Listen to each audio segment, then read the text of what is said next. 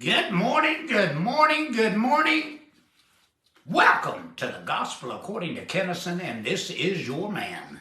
This is your illustrious host, Bill Kinison, and I'm here to set you free, make you free, because I'm going to give you truth, and truth is going to make you free. I want to welcome everyone to our program, and I was thinking this morning, because I get messages, all during the week, not counting prayer requests and stuff, but I get messages. And I thought, I wonder how many listeners we have that is in show business, managers, agents, celebrities. Somebody said, why don't you ever mention them, because that would build your crowd. No, I'm not going to take advantage of them. Most of them are my friends, and when I minister to you as much as I do to any of them. But we're glad to be here this morning. I'm glad to be here every Sunday morning. This is what gets me going. Now, we don't have our partner in crime, Sherry, with us this morning. She had an event with our daughter Ginger, and so she's not going to be here. So I'm not going to be able to see who is on or what messages you leave until I'm through with the program, which I love to read those, but I won't be able to do that this morning. I'm doing it by myself, but we've been here before. We have done this before. And the good news is, I can go as long as I want. She's not going to walk in and go, I can't tell her. I don't even know what half those signs are, but that's all right. It makes her happy, and that makes me happy. If she's happy, I'm happy. And yeah, I want to teach a little something this morning, and I kind of look at this as a secret that I've had. All these years, this is one of those things that have always worked for me. And so I want to teach a special method of love. A special method of love. We want to remember all of you that have prayer requests, and they're really too numerous this morning for me to mention, but we do pray for each and every one of you. Sometimes it takes us a while. But we do, because if I'm you, and I ask someone to pray for my situation, I want them to pray for my situation. And that's exactly what we do here. But I do want to remember a couple people that have touched my heart. Maui lost his mother just a couple weeks ago, I believe it was. It's so hard.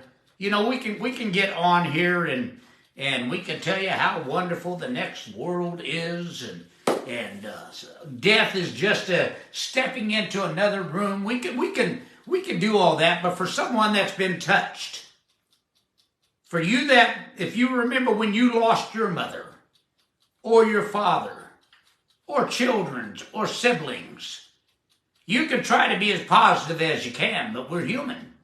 And so we want to remember Maui and several others that have lost loved ones this week. Also, I couldn't believe, we prayed for a lady last week, Pamela Sherrill, and her dog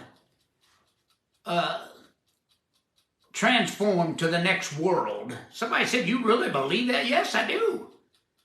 Yes, I do. Why would God let these animals, these dogs and cats and these pets, why would God let them have such a grip on our love if there wasn't more? And there is more. But we still want to remember her. I actually had a couple people that wanted to argue about a dog going to heaven. I thought, I ain't got time for that. I ain't got time for foolishness. And so anyway, I want to get started in this. So I'm very, very excited about it. You see, one of the basic teachings of truth is that all environments and circumstances and conditions we experience existed first in our mind. All, not just the good. All, good, bad, indifferent. And they first existed as ideas in our own mind, either consciously or subconsciously. That is where they began. And one of the great secrets of love is to learn how to clear disharmonious ideas from our mind, for this in turn clears disharmonious experiences and relationships from our life. You see, if you deal in the right way with your own thinking, the people around you will move into right conditions, or either in our presence or by moving out of your life. One way or the other, it's going to take care of the situation. But you have to deal with it in the right way with your thinking. I want to share with you a very, very special method for getting your thinking into divine order promptly and surely. I had a very, very good friend in the entertainment field. And we text back and forth this week. And one of the things that he was curious about, because he knew me as a manager in the business, also knew that I put together an album that won a Grammy for us after Sam died. Wrote a best-selling book. You know all these things. I'm not gonna remind you and tell you how great I am. But this particular individual was like, man, I watch your program, and I'm thinking, I used to do business with this man. And now he's teaching people to be successful. And I just love that. I just love that. Not that I was a bad guy before, but I just love that. That I have been, in my life, flexible enough that I try to do whatever God puts down in my heart to do. Now this method I'm talking about can add years to your life, as it relieves you of unnecessary worry and friction. You know, the biggest cause in this coming month is Cancer Month, and that's when they do all the fundraising. Matter of fact, I hadn't even planned on this, but I'm going to do this. Since Sherry's not here, I can do this.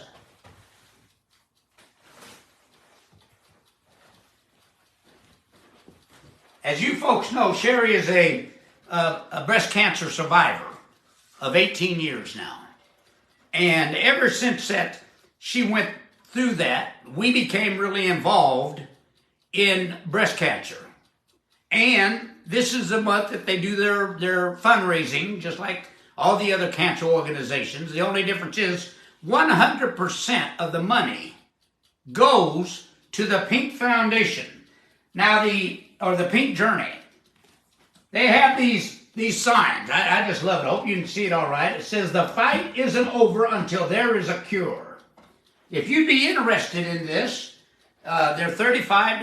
I think that they use Venmo or whatever you want to use. They're $35, and I think it's worth every penny of it. But I'm not going to get all caught up in that this morning. But I did want to share that with you, and Sherry didn't even ask me to do it. I did that on my own. See, I can do things. But this method that I'm going to teach you about, it can work wonders in your relationships with others. And it will surely add immeasurably to your own mental, physical health and wealth. Somebody said, well, what's the secret? I'm going to give it to you. You see, here's how the method works. You can employ this special method of love secretly. You can do it secretly. You don't have to tell everyone. You don't even have to tell the people that you're praying for.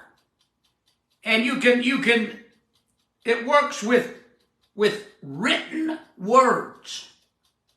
You can employ the special method of love secretly with written words. These words are angels. True words are angels.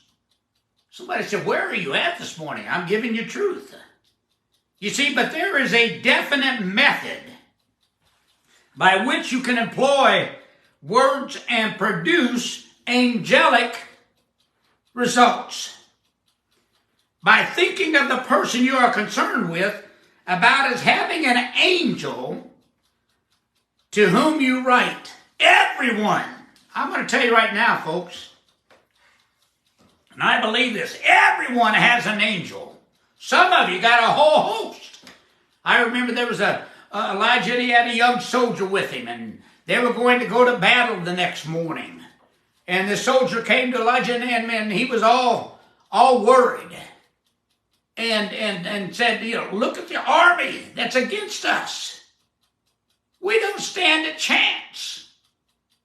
And that's what his eyes, that's what his mind could perceive. But you know what the prophet said? The prophet said, God, open up this young soldier's eyes.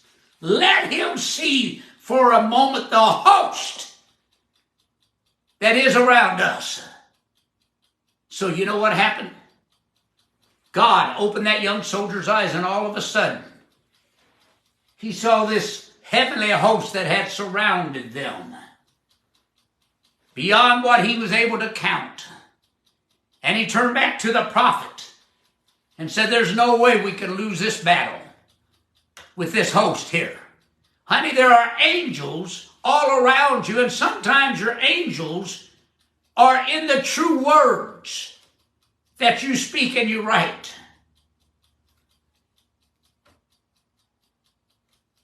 By writing to a person's angel, sitting down and writing. I told you this is a secret I've used since I can't remember, probably when I was a teenager. But by writing to a person's angel, you establish in your own thinking a harmonious belief about that person. It'll change how you feel about them.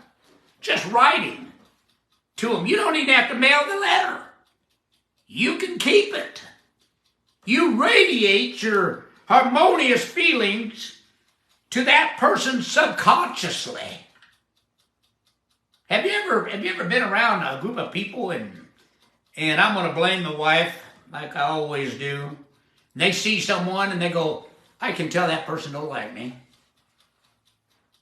And I'd be like, you don't even know them. I can tell they don't like me.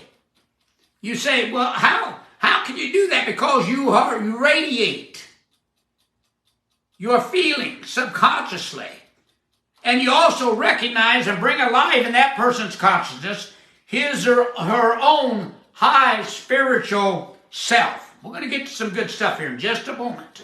See, there's a special power in writing to the angel of a person. I'm sure most of you have never heard this, but it works. And you can't help in the usual ways or with whom you cannot reason. Maybe you can't even, they won't even allow you to talk to them. Well, there is something about written words of truth that reaches to the center of reason of such a person. And getting past the emotional blocks of vanity and pride and deception and past intellectual argument and penetrating his or her God self.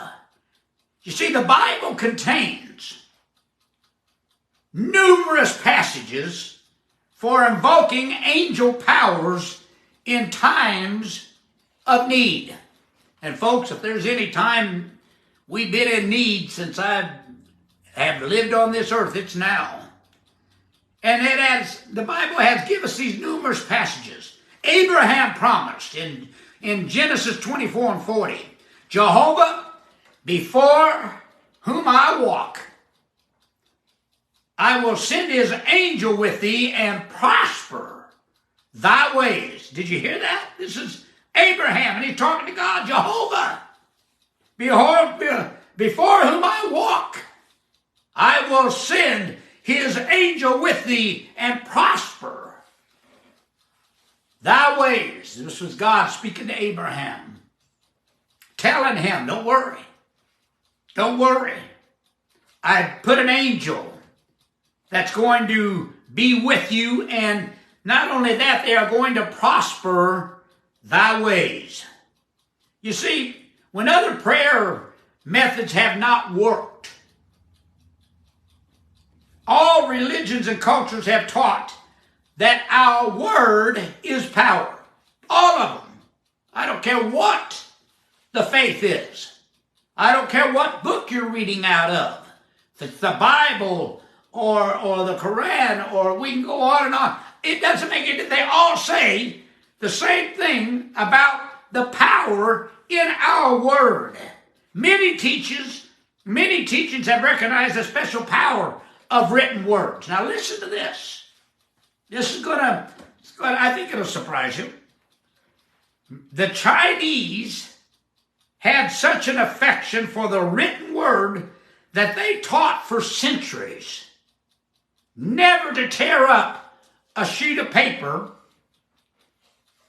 or a sheet of writing, nor to misuse any paper with written words on it. Don't wad them up.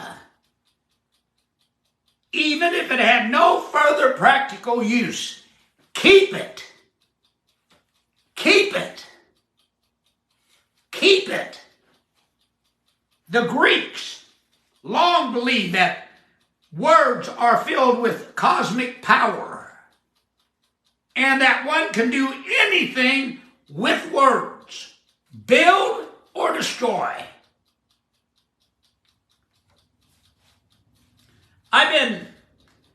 My wife has been on me about our garage, and we also have a storage.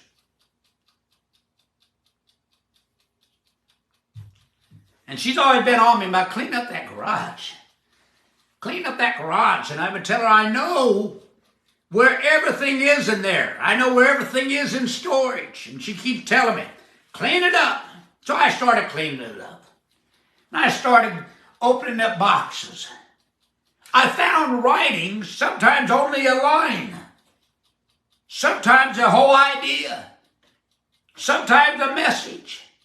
As far back as when I was a teenager, 60 years ago. And I noticed as I started reading this, by the way, it's going to take me a while to go through the garage since I'm going to read everything. But while I was reading these little snippets, I actually seen a roadmap, figuratively speaking, a roadmap of what my life has been from when I started. I wrote about how I hated God. I wrote about how I hated church because nobody was going to listen to me. So I'd write it down. And you know what? It has worked. It has worked. When I began using the angel writing method of prayer in my life, it improved my life in amazing ways. When I began using this prayer, this special prayer method, this secret prayer method, first changes came within me. And later, changes began to come in the circumstances of my life. They started improving and getting better. You see, my prosperity angel has become my best friend. I still write to it. And I still write things down. I've got my computer, but I'd rather just print out what I put on my computer and have a hard copy.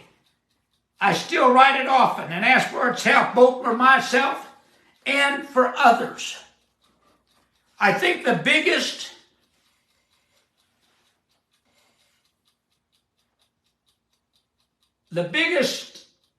area of requests that I get during the week is usually the children of yours. I actually talked to a lady a couple weeks ago. I think she said it's been a couple years since she had heard from her son. I want to tell you all something. Write him a letter. You don't have to give it to him. But your angel is going to minister to their angel. And they may not even realize it. I'm sure most of them don't even know they have an angel. But you do, and they do. Sam, at 14 years old,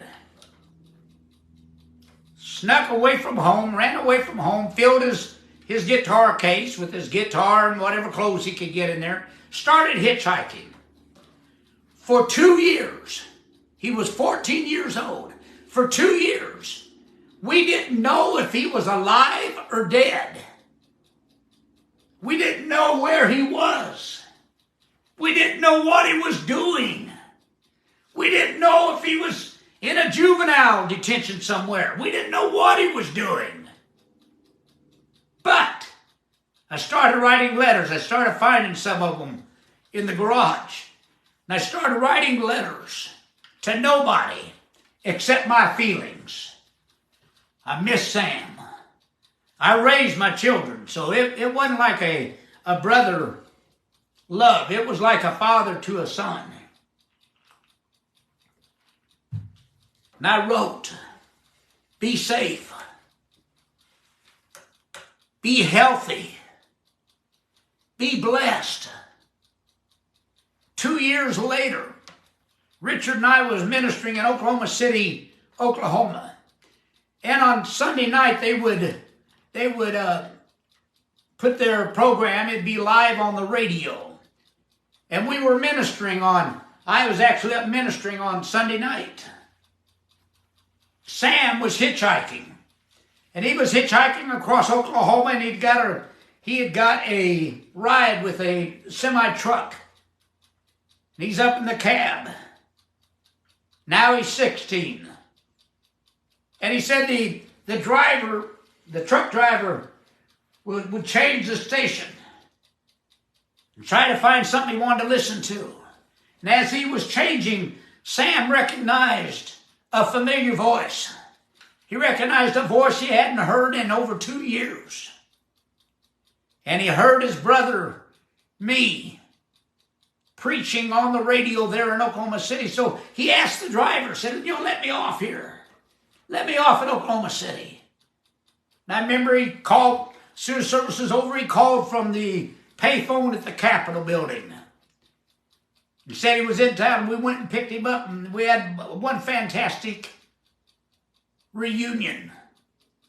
Then Sam started traveling with us in the ministry. The reason I'm telling you all this was we never gave up. Never gave up. I didn't give up. My dad didn't give up. My mother never gave up. I kept writing. I never told anyone till this day.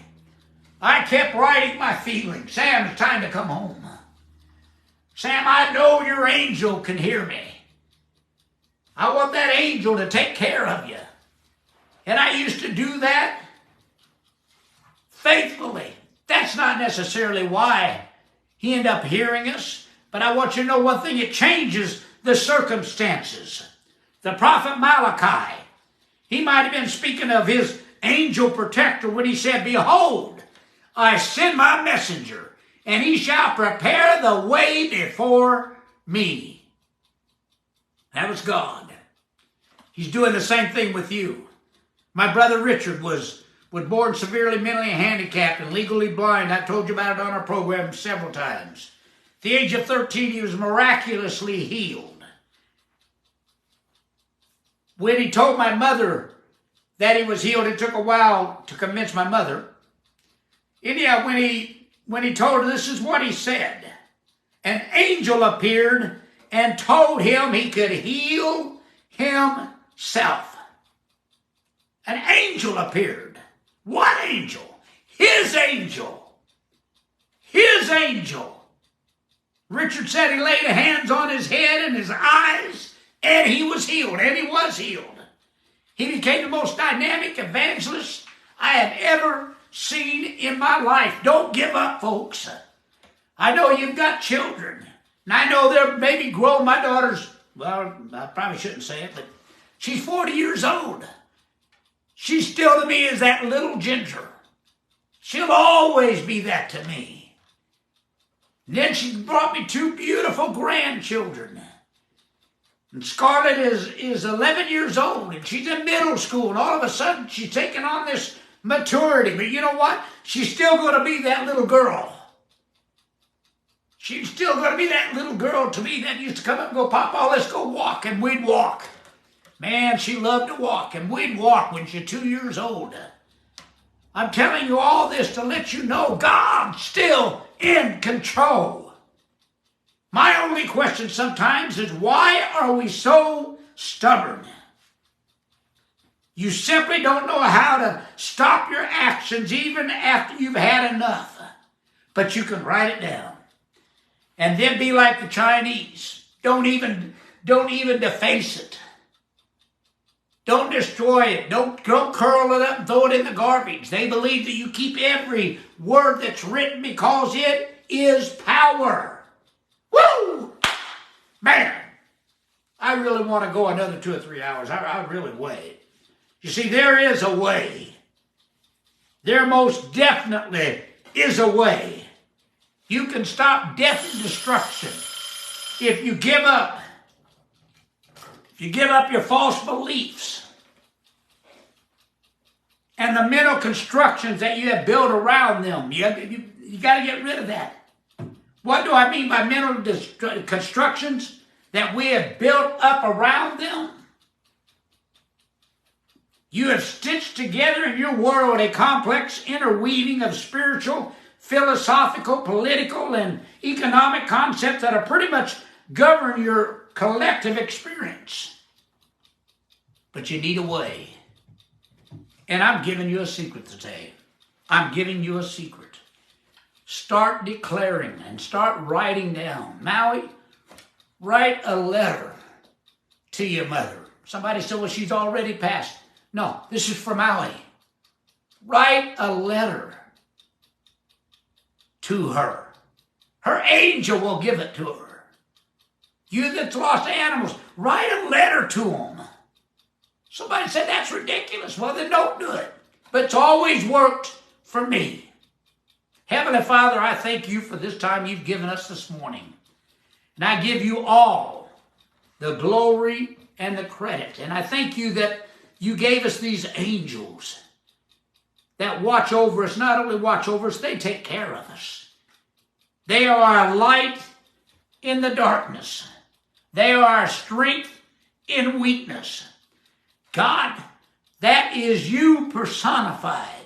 I ask that the angels of every person listening to me begin to heal that person, begin to remove the obstacles in that person's life. Give them healing, give them blessing, give them success, give them money, give them peace, give them joy. And I'll give you all the praise. Amen. God love every one of you. I love you. Sherry loves you. God loves you. And God bless America.